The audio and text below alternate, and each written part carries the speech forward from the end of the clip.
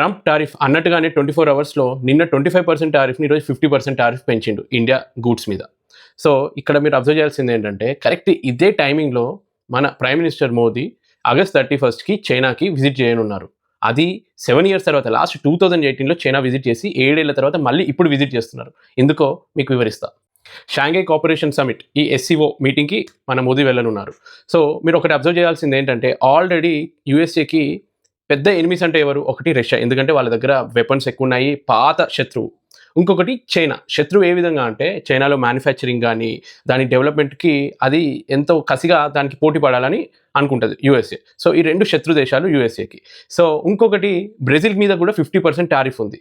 ఒకవేళ south Africa కూడా వాళ్ళ మీద 30% టారిఫ్ ఉంది. ఈ 5 దేశాలు బ్రిక్స్. ఈ 5 దేశాలు గనుక కలిస్తే యూఎస్ఏ పరిస్థితి ఎలా ఉంటదో ఊహించుకోండి. ఇవన్నీ కలిసాయనుకో యూఎస్ డాలర్ మీద కూడా ప్రభావం ఉంటుంది. రష్యా, చైనా, ఇండియా ఈ 3 దేశాలు వరల్డ్ మొత్తంలో పవర్‌ఫుల్ దేశాలు.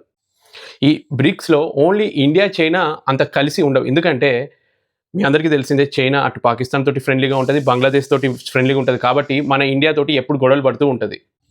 మరి యూఎస్ఏకి మన ఇండియా తోటి ప్రాబ్లమ్ ఏందంటే మెయిన్ ప్రాబ్లము అటు రష్యా శత్రువే, చైనా ఏమో డెవలప్‌మెంట్‌లో ఎదిగిపోతుంది. ఇండియా ఏంది ఎప్పుడు మనం వంగమంటే వంగే దేశం ఇప్పుడు మాట ఇనట్లేదన్న ఒక ఆ భావం ఉంది వీళ్ళల్లో. అందుకే ఈ ట్రేడ్ వార్‌లో ఇట్లాంటి చిల్లర ట్రిక్స్ యూజ్ చేస్తున్నాడు.